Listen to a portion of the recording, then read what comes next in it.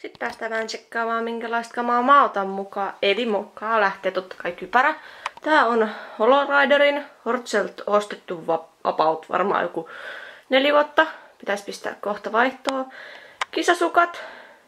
Niissä periaatteessa mulla on ihan oikeatkin kisasukat, mutta ne on tällä hetkellä pesukoneessa ja mä en löydä niitä pyykkivuoren alta.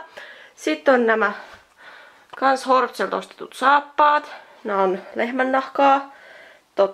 Nämä on kans ollut mulla jo joku sen vuoden, mutta nämä on ihan sikahyvät saappaat.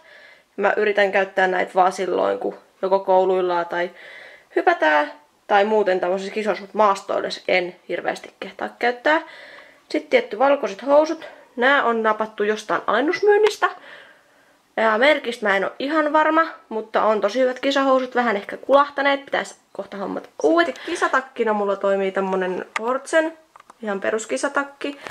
Mä oon käyttänyt tätä pari kertaa kisoissa, kun aluekisoissa ei hirveästi tullut käytyä nyt. Ja sitten viime kisoista mukaan lähti tämmönen Kingslandin monivärinen kisapaita. Musta on aivan ihana, kun tää on tämmönen ei niin niinku normaali tai tavallinen. Ja tää sopii hyvin yhteen niitten meidän uusien jinien kanssa.